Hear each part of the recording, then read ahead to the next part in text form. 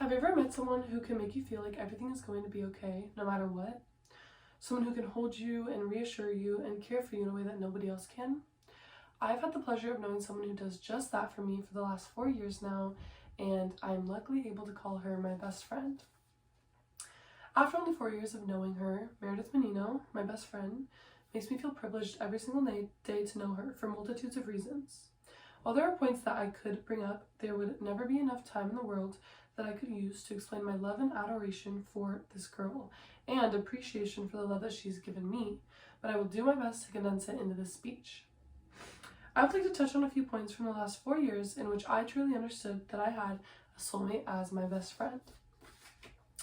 A story that I would like to share with you is one of the first times I realized how special Meredith was to me. We were freshmen in high school, and although we were just becoming friends, we soon began spending our weekends at each other's houses, lunches at school together, and even walking each other to each other's classes every single day. During this time period, I went through my first heartbreak. The majority of our summer going into sophomore year, I spent my time crying on her bedroom floor. And while I can look back at it now and laugh at it with her, I will never forget how caring she was for me. Whether it was bringing me my favorite soy sauce ramen on the days that I couldn't bring myself to get out of bed, going thrifting with me, or getting me stuffed animals that reminded her of me, she always had a very unique way of showing that she cared for me and that I mattered to her. After I got out of my heartbreak stage, we spent the rest of our high school years taking care of each other. The little things that we did with each other are the biggest things to me and are the reason why Meredith is so special to me.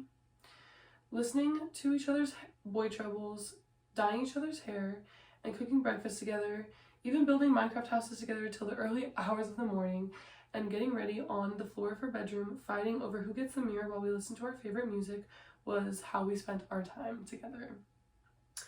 When we were not spending our time together doing the fun stuff, we spent our time together doing the not so fun stuff. We did our laundry together, cleaned together, did homework together, and took after school naps together pretty much every single day. While these all might be mundane and ordinary tasks to most people, not everybody gets to experience these parts of life with Meredith, and I truly feel bad for them. I'm convinced that I have the absolute best person in this world to do life with because even mundane tasks become fun to do when she's there. She showed me the good in life in everything, everywhere. Throughout the years that our friendship grew, we both grew along with it. Come our senior year, we had both decided on the colleges that we wanted to go to, and we had gone through COVID, high school, and being teenage girls together. I finally got my first job and my license, and we could finally start picking each other up and going places together. We would go anywhere and everywhere together and spent our newfound freedom at the beach, going shopping, thrifting, doing late night food runs, and exploring new places that we had had on our bucket list forever. Before we knew it, we both decided for sure where we wanted to go to college and realized that we would go from living a 10-minute drive away from each other, from Coto de Caza to Ladera Ranch, to a 6-hour drive away from each other, Santa Barbara to Davis. We spent our graduation day getting ready together, reminiscing on the last couple of years, putting on our caps and gowns, and we finally realized this was a chapter of our lives that was finally coming to an end. On the last day before we parted ways for college, we went back to our favorite places, all the places that we had grown together and made memories together, and that's when I realized I knew I had the most amazing person and the privilege of going through life with her. As of now, we are both closing our first year of college, and while I can't see her often, every time that I do see her, it feels like we've never been apart.